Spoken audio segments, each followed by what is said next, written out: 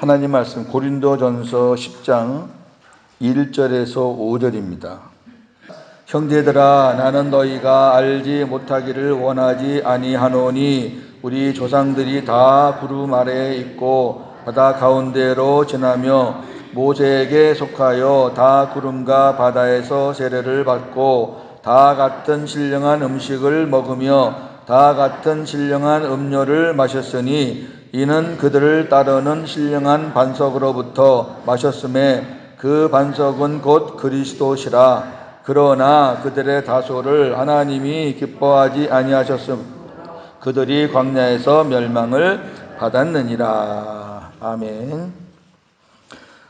다음 주 화요일까지 7시간이니까 제가 10장은 끝내드리고 가겠습니다. 10장이 아주 중요한데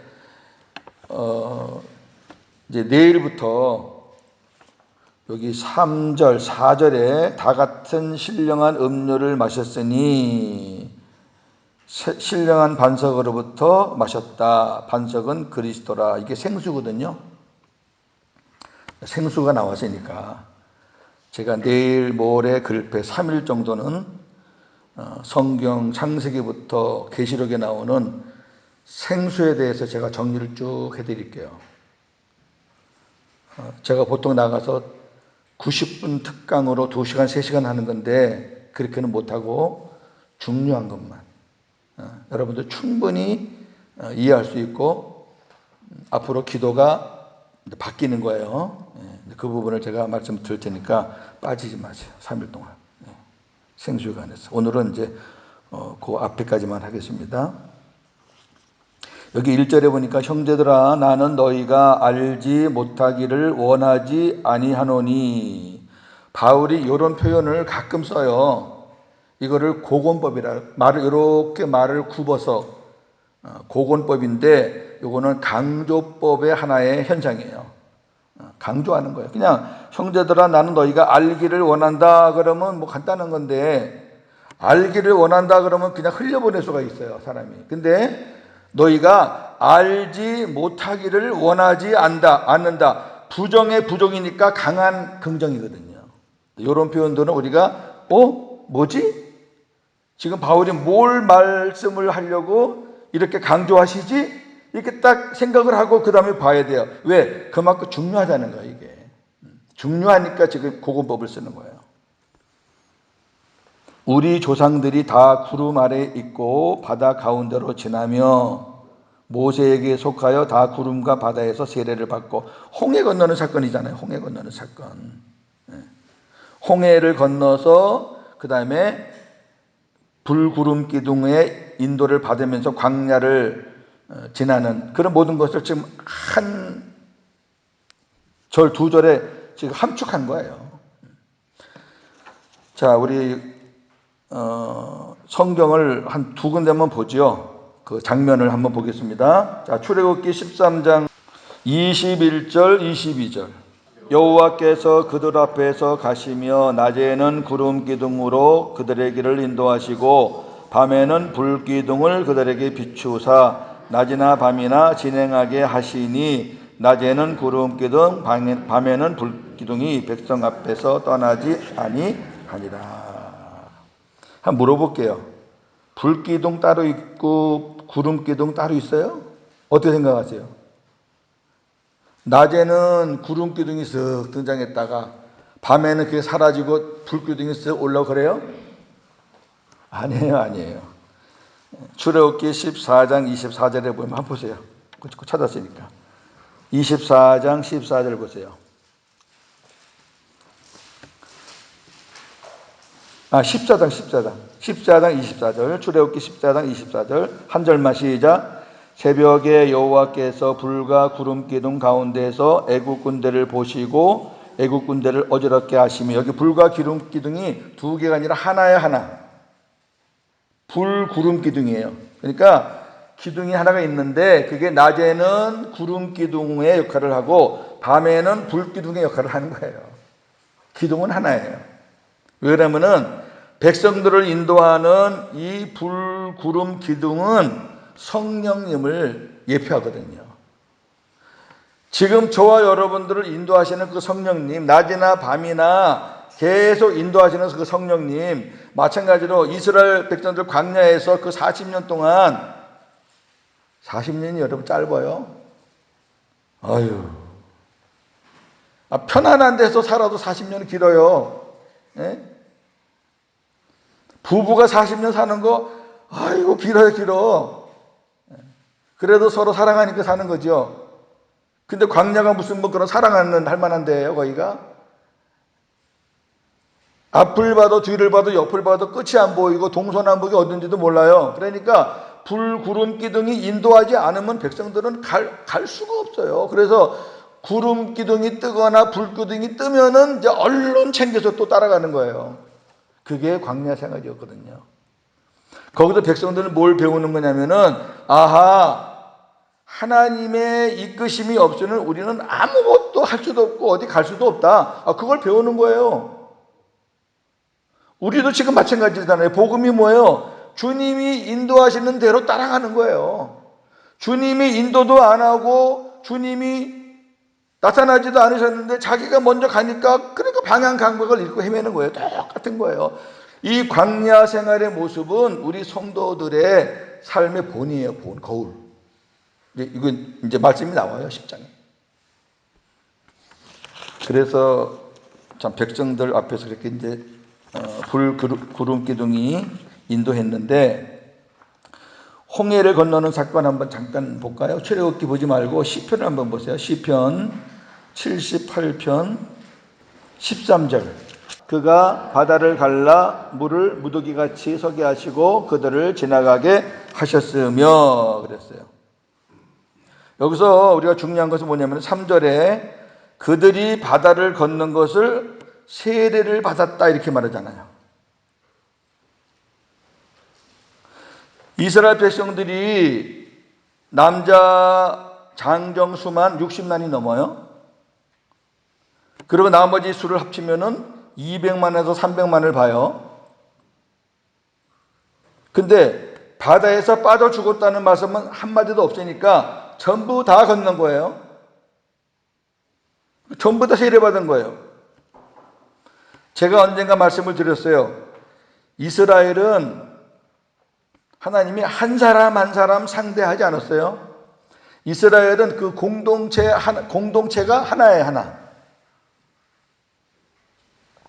그러니까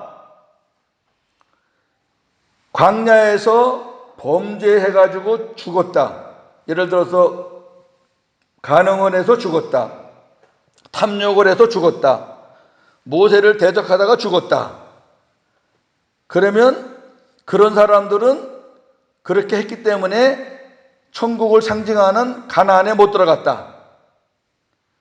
그러니까 우리도 간음하거나 모세를 대적하거나 또 탐욕을 가지면은 우리도 천국을 못 들어간다. 그렇게 해석을 해버리면 큰일 나요. 그렇게 해석하면 안 돼요. 이스라엘 백성은 우리하고 적용할 때 그렇게 하면 안 돼요. 그러면 왜 안 되냐면 가나안 땅에 못 들어간 것이 천국에 못 들어간 거라 그러면은 미리암도 천국에 못 들어갔고 아론도 천국에 못 들어갔고 모세도 천국에 못 들어갔는데 그거 어떻게 해석할 거예요? 말도 안 되는 해석을 해요. 말도 안 되는 해석을. 안 그래요? 모세 못 들어갔어요. 앞에 이렇게 보기만 하고 못 들어갔어요. 못 들어갔어. 그러면 뭐예요? 이스라엘 공동체의 리더십이 모세와 아론과 미리암이었는데 세 명 다 못 들어갔어요. 가나안에. 그럼 그 사람들 구원이 없네. 우리가 조금 좀 생각을 하고 말을 하자고요. 조금만 생각을 하고 말씀을 봐야 돼요.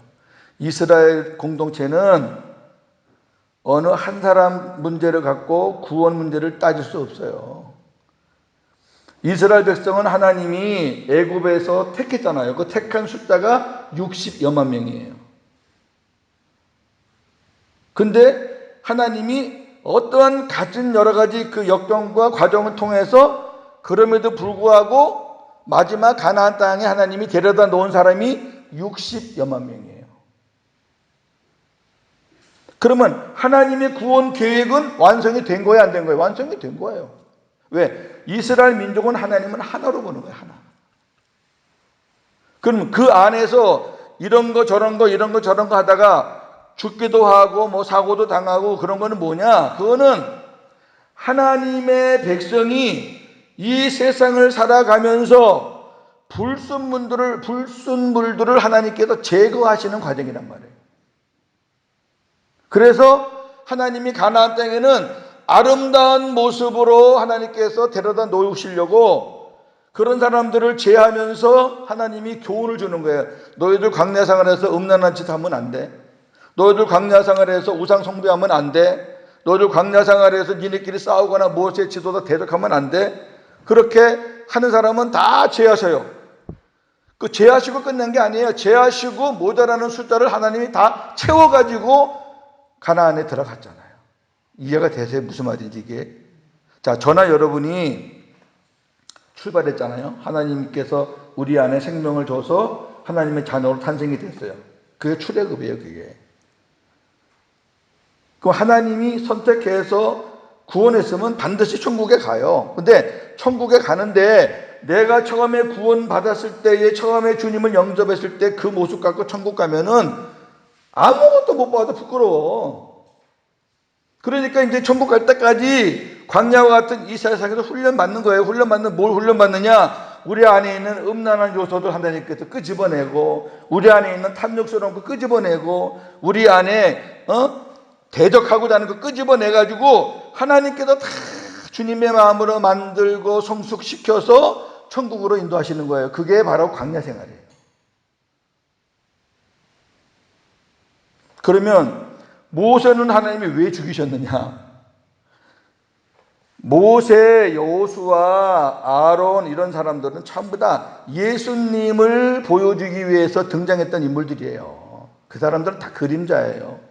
그래서 시브리에서 보면은 아론 대제사장은 대제사장으로 오실 예수님을 그린 거다. 아론은 지상에 있는 성막을 들락날락 했지만 우리 예수님은 하늘에 있는 성막을 왔다 갔다 하신다. 그 다음에 모세는 이스라엘 백성들을 구원해서 가나안으로 인도한 지도자고, 장차 오실 예수님은 온 인류를 구원해서 천국으로 인도하실 지도자다. 그걸 보여주는 거죠. 그 다음에 여호수아는 가나안 땅에서 백성들에게 기업을 분배했던 사람이잖아요. 마찬가지로 우리 예수님은 열심히 광야 생활 거쳐가지고 믿음으로 잘 싸운 사람들한테 상급을 나눠주시는 분이다. 그래서 모세는 거기까지가 자기 일이고, 가나안에 들어가서 기업을 나눠주는 사람은 하나님이 예표를 여호수아로 삼은 거예요. 그러니까 아론, 모세, 여호수아는 예수님의 모든 사역을 연이어서 담당하는, 미리 이렇게 보여준 하나의 그림자였고 예표적인 인물이라고 말이에요. 거기서 뭐 이 사람 이래서 구원받았고 이거 이제 구원 못 그러면 안 돼. 그러면 이스라엘 백성들은 하나도 가나안 땅에 못 들어갔어야 돼요. 그러나 들어갔잖아요. 60여만 명이. 출발한 숫자하고 똑같진 않지만 60여만 명 출발해서 60여만 명 들어갔어요. 하나님이 새 사람으로 다 바꾼 거예요. 2세, 3세, 40년이면 손자까지 봐요. 그렇게 해서 다 메꾸고. 그래서 광야 생활을 거치고 가나안에 들어갔을 때에는 처음에 출발했던 그 노예 근성, 맨날 그 애굽에게 얻어먹는 근성, 거지 근성. 그러니까 광야에서도 애굽에서는 고기 국물도 먹었고 뭐 석류나무도 먹었고 포도나무도 먹었고 무화과도 먹었는데 광야는 왜 이런 게 없냐 이따 소리 하잖아요. 그런 사람들이었거든요. 그런 사람들이었는데 가나안에 들어가서는 가나안 족속들과 싸울 수 있는 대장군들이 돼서 들어온 거예요. 지금 제가 출애굽기 민수기 전체 그림을 여러분께 그려드린 거예요. 또 오늘 보세요. 우리 조상들이 다 구름 아래에 있고 바닷 가운데로 지나며 모세에게 속하여 다 구름과 바다에서 세례를 받았다. 민족적으로 받은 거예요. 하나에 하나, 한 공동체니까. 그 다음에 3절, 다 같은 신령한 음식을 먹었다 그래요. 음식. 이건 뭐죠? 만나예요, 만나. 자, 우리 만나 먹은 걸 한번 볼까요? 시편 78편을 보겠습니다. 23절에서 25절까지요. 그러나 그가 위의 궁창을 명령하시며 하늘문을 여시고 그들에게 만나를 비같이 내려 먹이시며 하늘 양식을 그들에게 주셨나니 사람이 힘센 자의 떡을 먹었으며 그가 음식을 그들에게 충족히 주셨도다. 세상에서 먹는 모든 양식은 땅에서 나요. 땅에서 나는 거 아닌 거 있어요? 다 땅에서 나요.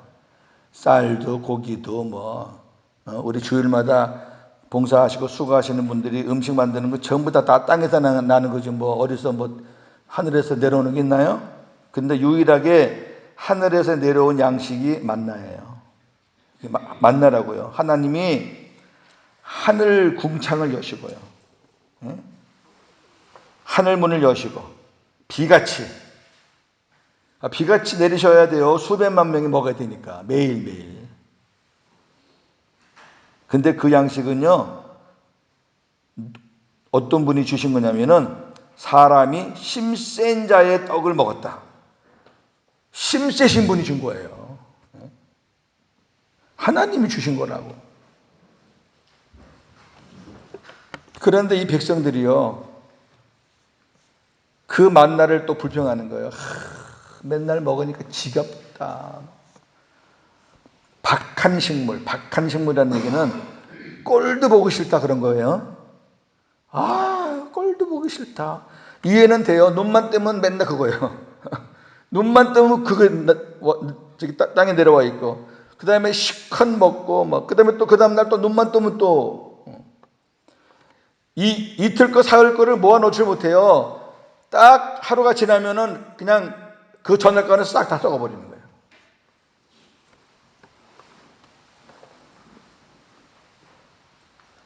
여러 가지 교훈이 있어요. 그 만나에 대한 교훈은 우리가 또 내일 아침에 좀 자세하게 하고요.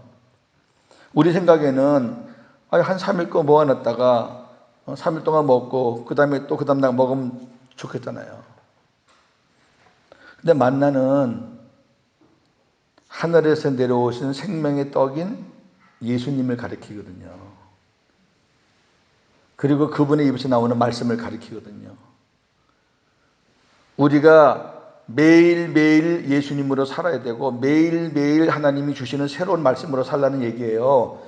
옛날에 성경구들 하나 암송한 거 가지고 한 달 동안 울고 먹지 말고, 그러니까 먹기가 싫지. 예?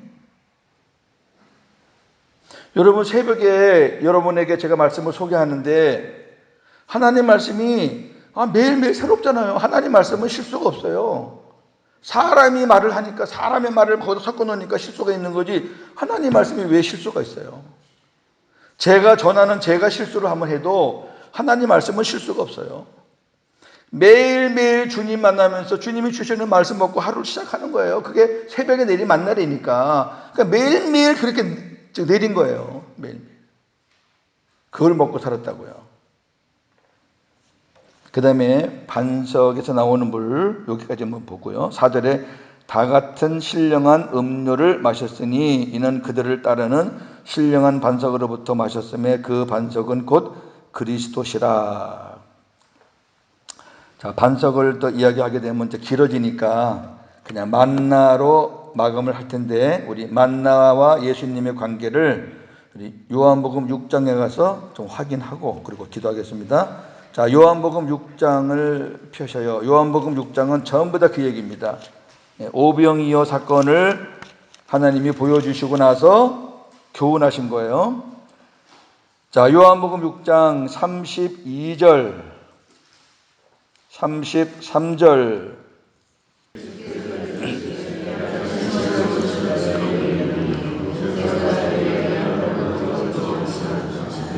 아버지, 너희에게 하늘에서부터 참떡을 주시나니 하나님의 떡은 하늘에서 내려 세상의 생명을 주는 것이니라. 보세요. 모세가 너희에게 하늘로부터 떡을 준 것이 모세가 준 게 아니에요. 심센 자는 모세가 아니에요. 모세도 그 떡을 먹은 사람이지 무슨 모세가 뭘 줘요, 주기는. 그 떡은 모세가 너희에게 하늘로부터 준 게 아니라 아버지께서 너희에게 준 거다. 그러니까 아버지가 심센 자라니까. 아버지께서 주신 거다. 그러면서 하나님의 떡은 하늘에서 내려 세상에 생명을 준. 그때는 이거 안 먹으면 죽어요. 그때 이거 아무리 맛있고 맛없고 안 먹으면, 그래서 이제 백성들이 지혜가 생겨서 그거를 또 말려서 이렇게 해 먹고 또 볶아 먹기도 하고 막 그랬어요. 다양하게 해 먹었어요. 47절부터 이제 이 떡을 소개하는 거예요. 그 떡과 예수님 당신을 비교하면서 예수님이 말씀하시는 거예요. 51절까지 47절에서 51절까지 시작. 진실로 진실로 너희에게 이르노니 믿는 자는 영생을 가졌나니 내가 곧 생명의 떡이니라. 너희 조상들은 광야에서 만나를 먹었어도 죽었거니와 이는 하늘에서 내려오는 떡이니 사람으로 하여금 먹고 죽지 아니하게 하는 것이니라. 나는 하늘에서 내려온 살아있는 떡이니 사람이 이 떡을 먹으면 영생하리라. 내가 줄 떡은 곧 세상의 생명을 위한 내 살이니라 하시니라. 아멘. 광야에서 내려온 떡은 매일매일 먹어야 돼요. 오늘 먹고 하루 넘으면 또 먹어야 돼요. 계속 반복해, 반복. 그러나 그 떡의 실체이신 예수님을 우리가 먹으면 이거는 영생하는 거예요, 영생. 하루 사는 게 아니에요. 영원히 살아요, 영원히. 이 떡을 먹는다는 게 뭐예요? 그분을 내 안에 모신다. 우리가 먹고 마신다라는 표현을 하는 거는 먹고 마시면 어디로 들어가는 거예요? 여기 옆으로 새는 거예요? 아니잖아요. 내 안에 모시는 거예요. 내 안에 들어오는 거예요. 내 안에 들어오듯이 예수님을 내 안에 모신다는 의미예요. 그리고 먹고 마신다는 거는 그분과 함께 교제한다는 거예요. 교제. 네가 내 음성을 듣고 마음을 열면 내가 네 안에 들어가서 너와 더불어 먹고 마시리라. 먹고 마신다는 교제한다는 거예요. 교제. 요한복음 6장은 다 그 말씀이에요. 이거를 초대교회 때 이제 기독교인들을 잡으려고 온갖 수를 다 쓸 거 아니에요. 이단이나 또 어떤 정치 세력이나. 예수님의 살을 먹어? 예수님의 피를 마셔? 이것들 식인종들이네. 이래갖고 또 다 잡아 죽였잖아요. 초대교회에서 보면 그런 역사들이 있어요. 이게 그런 말이 아니잖아요. 이 말씀을 듣는 사람들이 직접 직설화법을 쓰면 너무 어려워요. 그러니까 예수님은 비유를 많이 사용해요. 비유. 그래서 예수님을 모신다는 것을 먹고 마시는 걸로 표현하고, 그 다음에 그 먹고 마시면서 배부름을 느끼는 것을 우리가 주님과 교제하는 거로 이렇게 의미를 담아서 말씀을 전하는 거란 말이에요. 저나 여러분은 이제 뭐 하늘에서 내려온 그 만나 이런 거 찾을 필요 없고, 그 생명의 떡이신 주님을 우리가 영접해서 모시고 있으니까 이제 그분은 우리와 함께 영원히 살면서 우리는 그분 때문에 영생하는 거예요. 이게 답이라고. 이거를 위해서 지금 출애굽기에서 이런 것들을 말씀하고 있는 거지. 우리는 이미 성취를 본 거고, 출애굽 시대에 있던 사람들은 하나님의 약속, 앞으로 어떻게 될 거다, 약속만 보고 살았던 거고, 우리는 그 약속도 보고 성취된 것도 다 보고 그 성취하기 위해서 오신 예수님까지 우리는 영접하고, 이렇게 우리는 복음의 지금 황금기를 누리고 있는데 이 진리를 모르는 사람들이 많으니 어쩌면 좋아요? 아니 어떻게 예수 믿는 사람들이 왜 한숨을 푹푹 쉬고 염려하고 근심할까요? 나 참 희한해요. 하기는 뭐 저도 그랬으니까. 우리 안에 모든 것에 모든 것이 되는, 진짜 그분은 나의 모든 것의 모든 것이에요. 그분이 계신데 뭐가 염려스러워요? 우리가 세상에서 뭐 돈 때문에 또 뭐 자식 때문에 뭐 사업 때문에 염려는 하지만 우리가 염려한다고 해결되는 게 뭐가 있냐고요. 내 머리만 아프지. 염려되니까 스트레스 받지, 염려되니까 다른 사람한테 또 그 스트레스 풀지. 아무 소득이 없어요, 그거는. 그러니까 너희가 아무것도 염려하지 말고 내게 구하라, 내게 맡겨라. 하나님이 내게 맡겨라, 내게 구하라 하기 전에 꼭 붙이시는 말씀이 뭐냐면은 너희는 아무것도 염려하지 말고예요. 왜?